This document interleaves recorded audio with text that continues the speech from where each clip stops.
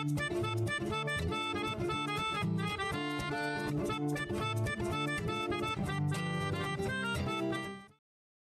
you guys, and welcome to the Steele Wars Hyperchat. It is the 15th of December 2020. How's everyone going? Mandalorian finale week. Stay hyped. Stay up. Grogu. What's going to happen to the little dude? You know what I'm saying? Is he coming home for Christmas?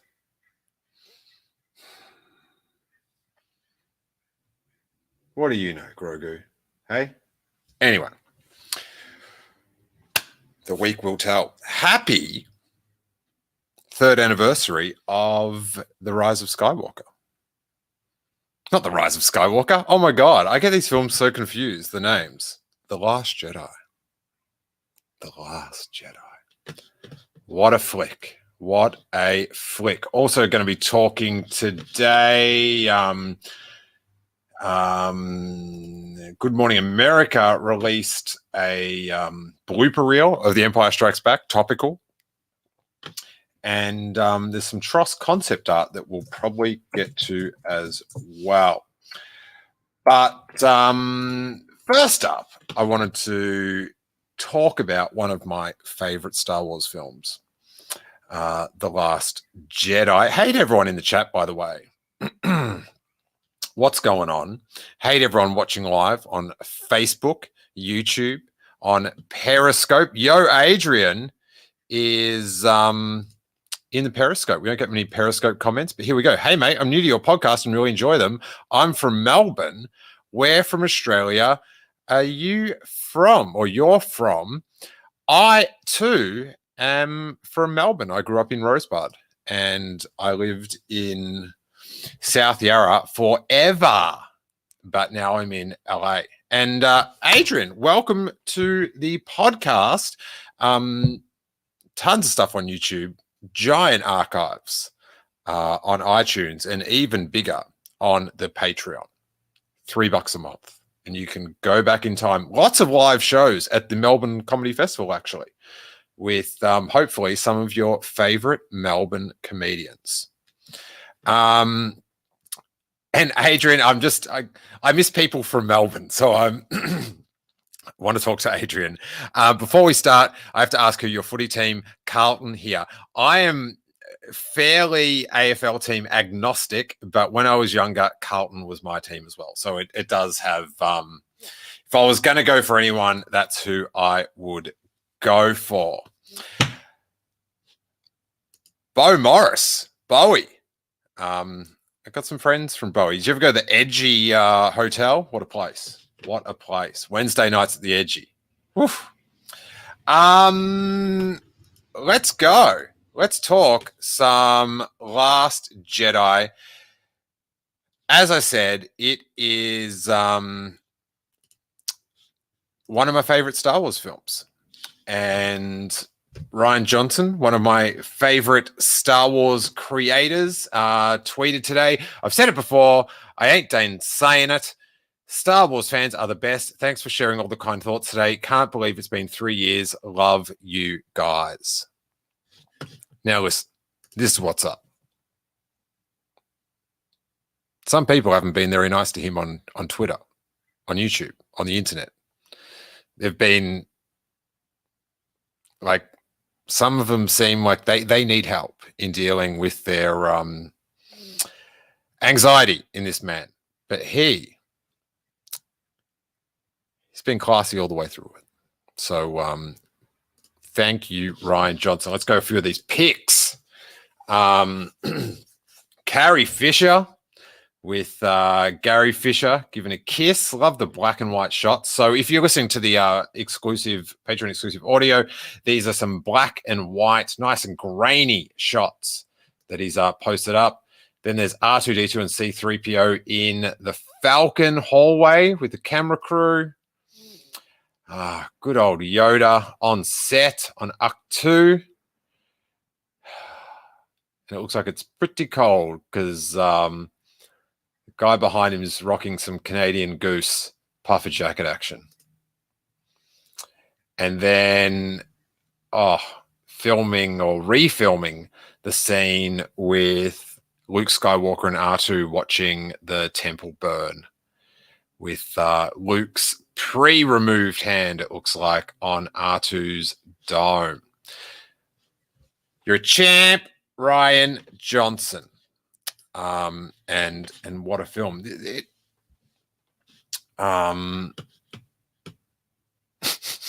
Jedi Boots is in the super chat. Willow and Toph, my cats, are intrigued watching The Last Jedi. They're in for a good bit of Star Wars, Willow and Toph.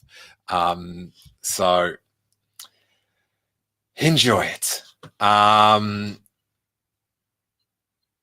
Yeah, The Last Jedi had such a. If you do, are you one of the patrons? Go back 3 years, and I did a podcast in the car after watching it. We were lucky enough to go see it a couple of days early at the Disney lot in LA, and then I had to fly back home. And Jackie and me in the car, after watching it, recorded a podcast as we drove. And, you know, I was left pretty shook about the death of Luke Skywalker. And I was a bit confused, and it all hadn't settled in. And it was so weird. I've got this memory of arriving, and this is on the podcast, at the terminal at LA. I'm about to go on a 14-hour flight or whatever. And I just realized that, like, the bit with the broom boy and Luke at the start of the movie saying how he's not this legend, Luke Skywalker, but then he does this act using his powers on Crate that frees the resistance. He does take that stand with his laser sword up against the entire First Order, and visually seems to survive it. And the legend of that spreads around the galaxy, gets to the broom boy, and inspires a new generation of heroes around the galaxy. And that, like, for Luke to go out doing that, that meant the world to me. I, on the podcast, bawled my eyes out once it all kicked into me. Elijah Neal says, I personally used to really dislike The Last Jedi for the first year or so, but it's grown on me so much more. Great movie. Yeah, I appreciate that, Elijah. Not that I've got any stake in The Last Jedi, but that you went back and revised it, because so often these days with everything, people, once they've made a call on something, that's that. And as things change or new information comes to hand, or you get your head around it, people quite often, sadly, and you know, this is just about a silly space film, but for very serious things, people keep they'd rather just make excuses and things of why they're still right. And you know, you're not right or wrong to like a film, but you know, it's like that the Mandalorian, the last episode, first viewing, I got snowballed with some negativity with someone that was at the start of the show, and me clicking that they're gonna, or potentially getting a series. And I sort of, I was overly critical of the episode. Then when I went back and watched it the second time, I was just like, I missed, this is a real, you know, thinking person's episode. And maybe I was, you know, sometimes when you watch it and you're filming the thing, it can be a bit, you know, full on that you're waiting for stuff to happen. And that was a bit more of a slow burn. But yeah, I love the way Luke went out. I'm a huge Luke Skywalker guy, as many of you would know. And yeah, I thought it was so special. And then I posted this up on someone, Pink Milk, our buddies at the Pink Milk podcast, posted up a tweet asking for your favorite moment from The Last Jedi. I'll get this up on screen. I'll go with this config. And they've got the shot of Rey looking over that splashing water. And for me, it was this one. I've got, there's a little GIF here. If you're I can't make it expand though. That's a shame. But the GIF is of one of the times that I just remember being in the cinema and being absolutely thrilled with what just happened and what was about to happen. And that is when Kylo turns face, swivels that lightsaber around, and so unexpectedly, a movie and a half early, Snoke, we're done, son. We are out. Then the lightsaber sucks to Kylo Ren. The shot from that amazing angle from his hand. And unlike the previous chapter of the Star Wars saga where Kylo was demanding the saber be returned to him, just allows Rey to reach up, or doesn't try to interfere with. As a team, reaches up, grabs the saber, and then it is on. It is on. And I remember just being in the cinema, and then when the saber got caught, just leaning forward into this half stance like formation of just like, let's see this. Admittedly, it broke me out of my confusion after the Princess Leia floating through space thing. My first viewing of that, I was just like, what is going on? Am I awake?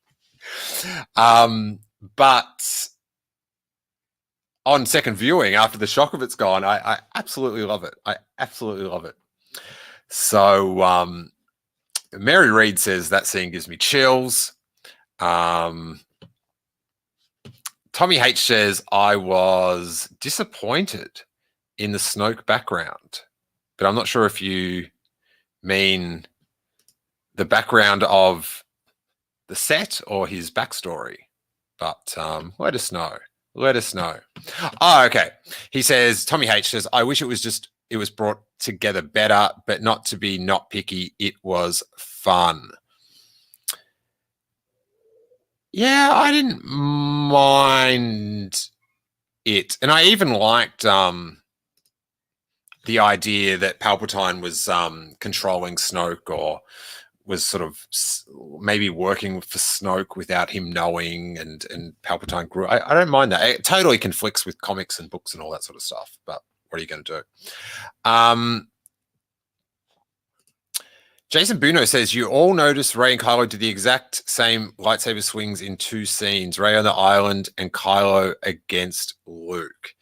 There's a lot of little things like that that Rian Johnson put in that are pretty incredible. Oh no, Tommy H says, wouldn't it be funny if I was like the background behind him was trash, bro? I know someone that hates the sheets, the curtains. They think it's a stupid thing. Palpatine, I don't say that. Leisure, I say that wrong now as well. I don't know what's going on. It's not easy. It's not easy here with these words and talking. And this is other thing. Like, obviously, The Last Jedi. Oof, a lot of debate about it.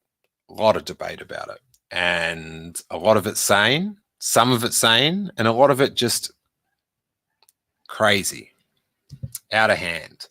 But I will say, when people say how divisive the Last Jedi was, it's just like, because the last few years, people that disagree about stuff, they've handled it really civilly otherwise, haven't they? And they've agreed on most things. So I just think The Last Jedi came out at the perfect wrong time for all this culture war, blah, you know, political recruitment. Yeah, Homdam says The Last Jedi is my favorite Star Wars movie since the original trilogy. Mythic on a level that few movies ever achieve. Agreed. Agreed. It made me like The Force Awakens more. I enjoyed Sidious. I mentioned that, tying in a bit of prequels. It's a good one. It's one of my favorites. It's one of my favorites. All right, so I thought I would put up at the end of my little tribute, little chat about The Last Jedi. Tommy H says, you're right about it being perfect, the perfect wrong time. Oh, yes. I thought I'd put up, because I was all about igniting the green. We had the stickers. I've got a sticker here somewhere.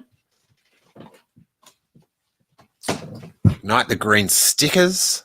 Look at that. We had them printed up. I just wanted Luke Skywalker to turn on that green lightsaber. That's all I wanted.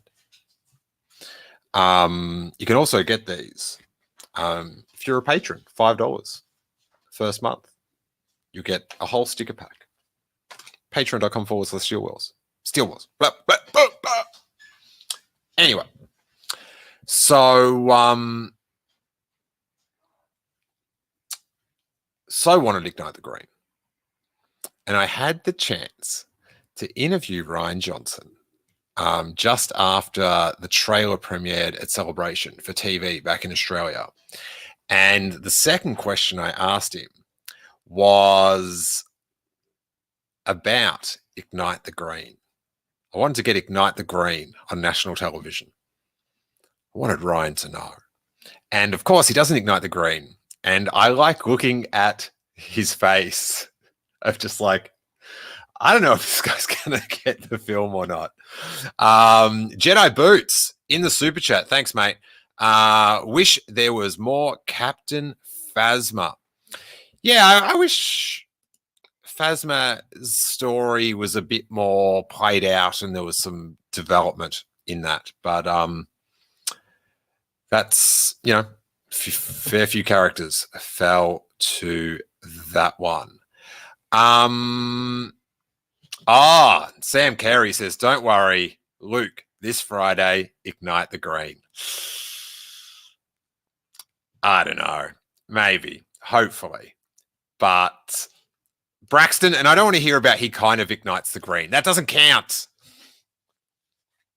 What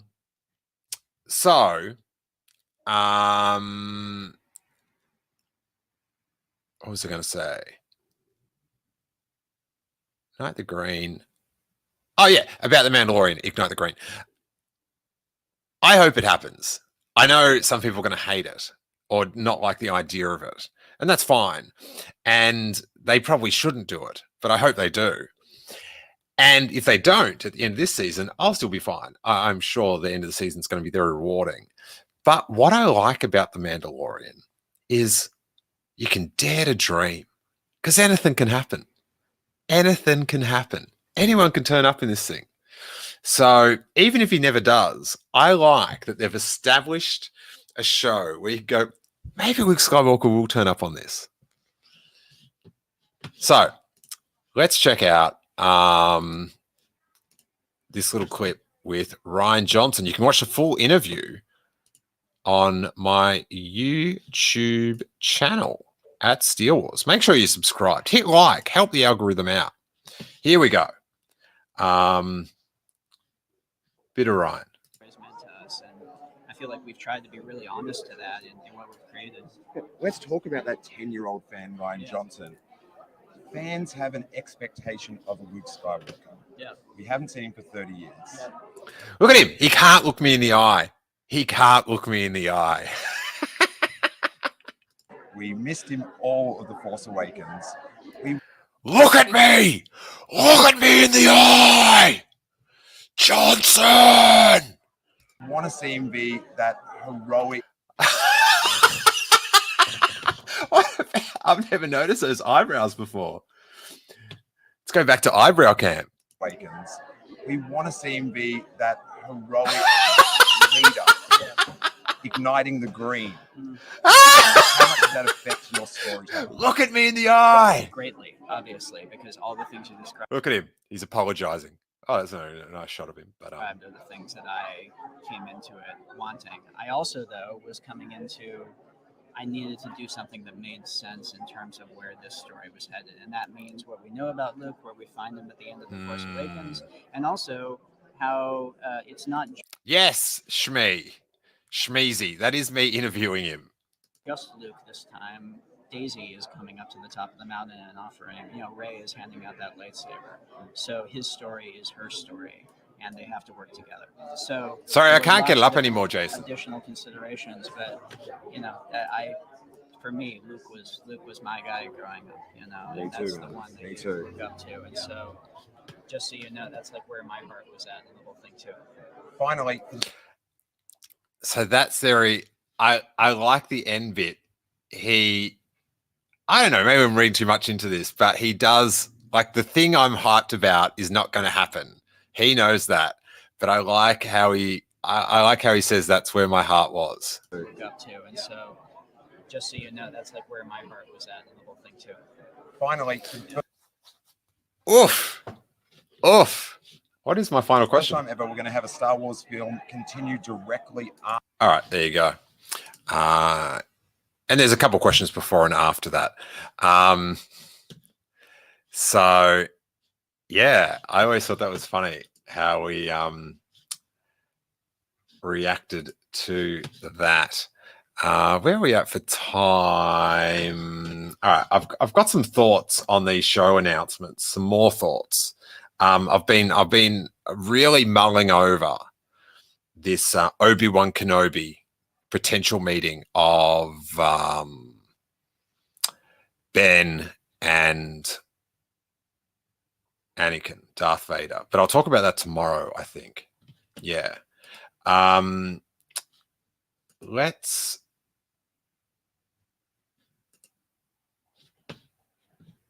pop up a bit of this. Here we go. I'll pop up just a little bit of this footage of this is from Good Morning America. So you go check that out. GMA, Empire Strikes Back. My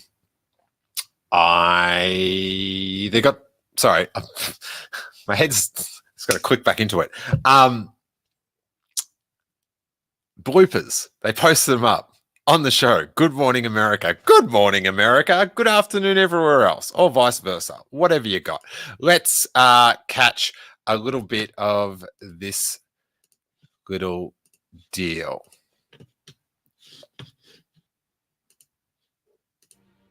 Really terrible. Really terrible. It's positive. I liked the Han and Leia love scene in the Millennium Falcon. We didn't know how that was going to work, and I think that came off very well. Hey, Your Worship, I'm only trying to help. And that's really due to Carrie Harrison, who took that scene and actually subtly took it into the place that most people didn't expect us to go. I happen to like nice men. I'm nice, man. You are not nice.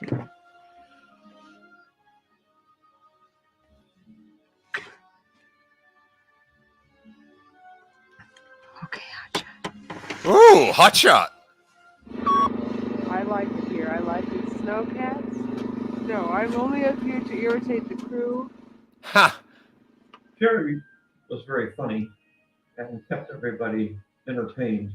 Yeah, great. He was able to boss The those guys coolest. around without looking silly. You're talking to them, you're talking to the others as you're walking around. Okay. A large transport can be considered. That came through, and that was the important part of her character, was the fact that she was the boss, and she was also shorter than everybody else. But she handled that great. Don't touch anything! Problems? Thanks for your concern. Afraid the Empire's going to find out about this little imp. Oh, I've been there. I always saw him as a heroic figure. Even though people fell in love with the characters prior to Lando entering the picture, they could not deny Lando. Lando was too charming and too lovely and too wonderful. I wanted to make him bigger than life, swashbuckling, even though he was a bit of a rogue and dubious. How you doing, you? It's a credit to Billy D. Williams and to Harrison. All right, so check that out. Good morning, America. Hopefully we don't get a content strike from that. Come on, Clayton. See us through, buddy. And then let's have a look at, just to wrap up, ILM posted up some concept art from the Rise of Skywalker. So let's check that out. So Exegol. I like Exegol more with all the I don't know, you always look at not always, I guess, but a lot of time you just look at concept art and you go, oh, it's different. I like it. Now I get to see the same movie with different stuff. I like that one with all the I don't know if I can't zoom that in, but the Exegol with all the TIE fighter and then all the Star Destroyers. And there's a lot of detail of more Exegol things, more carvings. Going down the elevator and two giant heads screaming. That's pretty cool. And there's different Emperor ones. Oh, what? This is the action. This is what I was asking for. There's more of like an Ian McDiarmid these days Sith with hair and like he's more prequel-y. Oh, that is so much better. That would have been a good visual flip to not just have like Return of the Jedi Emperor, but have an amalgam of more of how he was in Revenge of the Sith and then Sith him up from there. But it was his grandchild that was the film's main problem. I like these, the antenna. Oh, look at the diamond TIE fighter. So cool. I like this antenna thing that sort of folds out.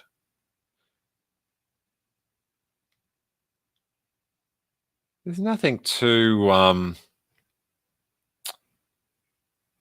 crazy. Oh, what is this one? Oh, okay. So that's the picture of. Sorry, if you're listening to the podcast, it's like a frame of Palpatine getting melted by Rey's two lightsabers. That looks pretty cool. Should have been Kylo doing it with her. What are you going to do? Oh, okay. So there's a shot here, concept shot of the fleet arriving. Not really seeing anything in the concept picture that I really recognize apart from, there's a few Resistance bombers from the start of The Last Jedi. It looks like that might be a prequelish Jedi ship there. There's a few blockade runners. I thought the concept artist would have gone to town with more ships that we recognize. Elijah Neal says, you can see carvings of Darth Revan, Darth Bane, Darth Malak, and Darth Nihilus a few pictures before. Nice. Sam Carey says that fleet art looks great. There's some concepts of the little drop-off ship where the space horses came off. Nothing too... great shot of the Star Destroyer blown up.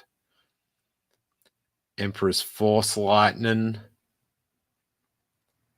Neum Num's blockade runner getting hit with Force Lightning. Nothing too... Pretty... God, some of these shots are very true to the film. Whoa, there's a shot of Cloud City with the Star Destroyer just missing it collapsing at sunset. Bespin shouldn't have been in there. Should have been Naboo. Come on. Killing me. Yeah. There's some cool pics, but nothing sort of else that's out of concept. And Talking Sif asks, where is this? And as Paul Ponte points out, it's the ILM website, ilm.com. So suss that out. We've had a giant information dump of news. And at the end of the week, we are going to get kicked in the tuckus again. Will we get, and I'm sorry to do this to you, Noah Van Outlaw, will we get a loving pat on the tummy at the end of the series? Or a punch to the gut? Couple days will tell. But we will be here to cover it. So I'm going to wrap up now. I think tomorrow I will talk about all the TV series, theories around them, and coming to terms with this rematch of the century vibe. We'll do that tomorrow. 4 p.m. on the Pacific Coast, 7 p.m. or thereabouts East, and that's 11 a.m. Australian time. If you are in Melbourne or Sydney, please help the algorithm. Give it a thumbs up. If you're watching this on delay, leave a comment in the comments, and I normally go through, read them all, and throw little replies back. Helps the algorithm, you guys, and it's great fun. Also, your Snoke theory sucks. I should give that a shout out with the 3rd anniversary of the Last Jedi. Let's get this up on the screen. T-shirt still out there. This is the memorial. Your Snoke theory sucked. 2015 to 2017. Turns out you can still have sucky Snoke theories these days as well. So that is good to note. And I'm doing a clear out pre-Christmas. All the classic tees on merchshowstore.com are just $9.95. And you get a giant sticker pack as well. Or you can sign up for a $10 patron for the month and get that as well. So it's probably better to do it through Patreon. It takes a bit longer to get your t-shirt, but you get all that content for the month. So all these teas that you can see, Your Snoke Theory Snucked, the Force Tea, Yavin University, I'm with Snoke, I'm Race Parents. Have you seen him? Blue Milk Classic, Pog, Mendo, $9.95 plus sticker pack. Please check that out. John Bishop says, save Tally Lintara. Tally, love ya. Sam Carey says, good show tonight. Humdam says, I thought Bespin was in TROS at the end. Yes, it was, but I'm saying Naboo should have been in instead of that to give a whole saga hug. Jay Planty says, get ready for Force Ghost Yoda next week. Whew. What a call. Talking Sith, thank you very much. They say awesome content, Steele, and everyone, thanks for the good times. So on that note, I believe that this episode has gone on long enough. So may that force be with you.